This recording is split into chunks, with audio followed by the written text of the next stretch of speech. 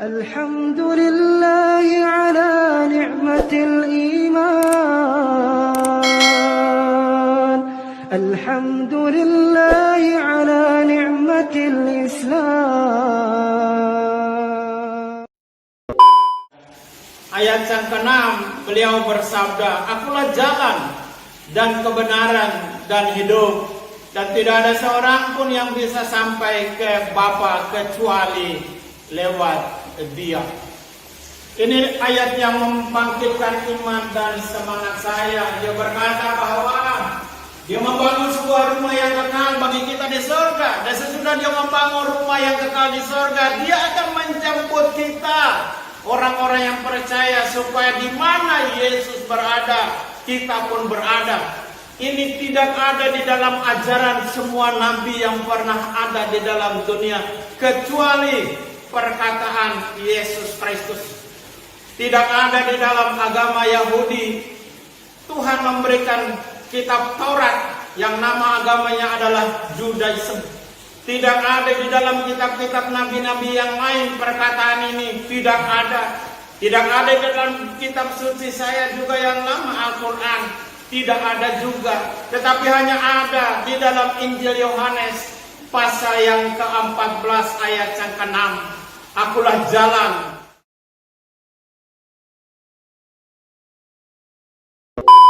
Nggak bisa pindah. Kayak Nabi Isa alaihissalam, tugasnya hanya sekitaran Palestina saja. Nggak boleh keluar. Makanya kalau ada orang mengaku umatnya Nabi Isa lewat dari Palestina, itu kejauhan. Kejauhan, ya. Nah, karena tempatnya sekitaran itu saja. Nabi Ibrahim dengan Nabi Lut satu masa. Quran surah ke misalnya 51. Dari ayat 24 sampai dengan ayat 35-nya. 24 sampai 30 paling kanan dari tengah sampai dengan ke bawah. Kirinya itu langsung berbicara tentang Nabi Lut alaihissalam. Wah, itu Masya Allah. Nabi Muhammad tidak. Nabi Muhammad ketika diutus, tidak ada masa batasan di dalamnya. Anda bayangkan, saking pentingnya misi ini, Allah memberikan satu misi yang tidak ada batas. Tidak sekat dengan sekat perkampungan, tidak disekat dengan RT, tidak disekat dengan RW, tidak dengan suku, tidak dengan negara. Semua masa, bahkan setiap masa berganti, tetap risalahnya berlaku untuk risalah Muhammad SAW. Pertanyaannya, apa yang penting di balik risalah ini sampai beliau kemudian diutus dengan istimewa untuk seluruh umat sampai dengan kiamat? Selesai, tuntas, kembali kepada Allah, baru misinya kemudian dihadapkan pertanggungjawabannya di hadapan Allah Subhanahu wa taala. Teman-teman, pertama kata Allah, tidaklah saya berikan misi yang istimewa ini kecuali misi pertamanya sebagai rahmat untuk seluruh alam. Jadi saking pentingnya kelahiran Nabi itu, hikmah pertama dari kelahirannya sampai didoakan dua orang Nabi, disebut oleh Nabi sebelumnya, kata Al-Quran, karena Nabi ini akan membawa risalah rahmat, yang bahkan rahmatnya begitu luas, tidak ditemukan pada Nabi-Nabi sebelumnya. Satu, rahmat. Ustadz, tahu dari mana kalau rahmatnya mencakup semua manusia? Tafsirkan, buka kembali dengan Quran surah ke-34 ayat ke-28. Di sini lil alamin, siapa itu lil alamin? Buka ayatnya. Wa ma arsalnaka illa kafatan linnas.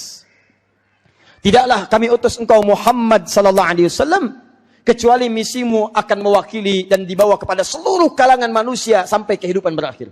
Kafatan linnas, semuanya tanpa kecuali.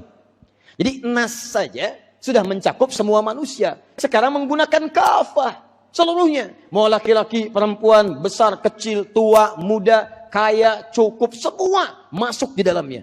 Sepanjang dia manusia, maka akan berlaku risalah Muhammad SAW bagi dirinya. Ustaz, apa itu yang disebut dengan rahmat? Saking pentingnya rahmat, hanya dilekatkan pada Nabi Muhammad SAW.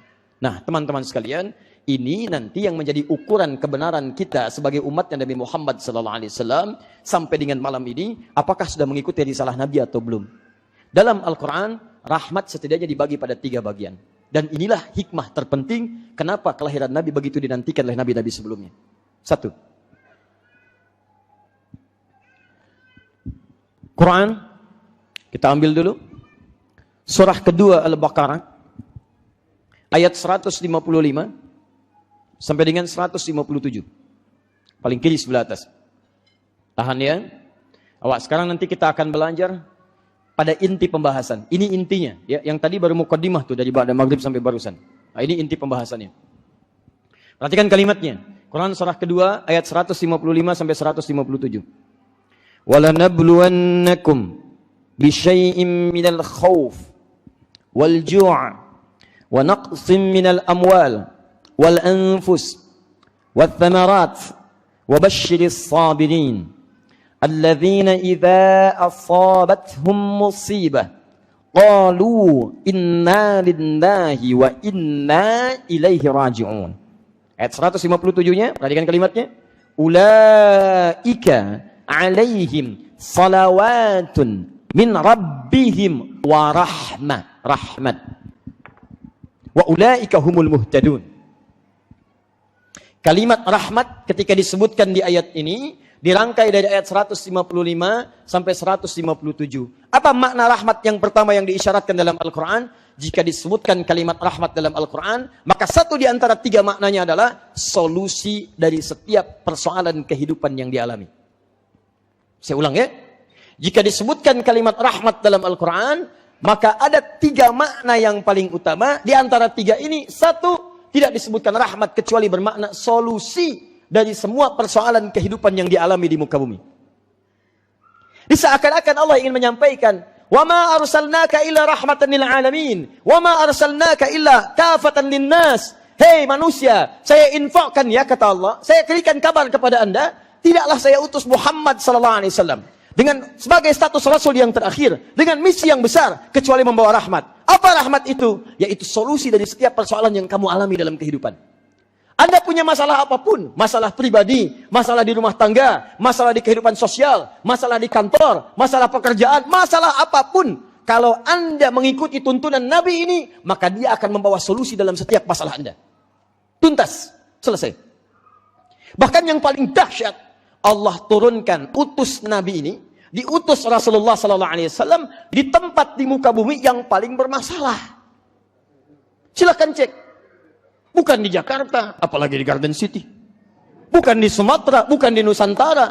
Bukan di Romawi yang saat itu sudah maju. Romawi itu imperium, punya peradaban. Hebat peradabannya. Sampai sekarang peninggalannya masih ada. Antum jalan-jalan deh. Kalau sempat nanti cari tiket ke Mediterania tuh. Bahkan dari Turki, susulin Turki.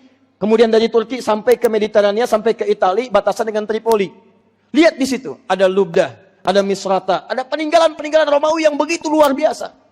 Hebatnya, sampai sekarang, itu kerajaan-kerajaannya masih ada.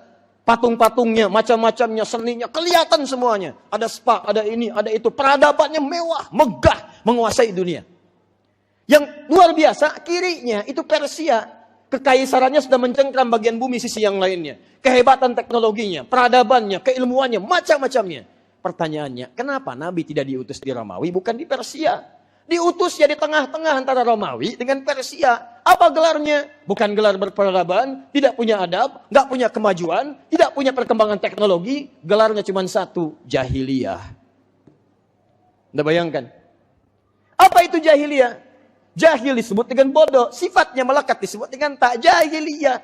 Bodoh di sana bukan bodoh diddul ilmi, bukan sekedar tidak pintar, tapi bodoh dalam segala urusan kehidupan.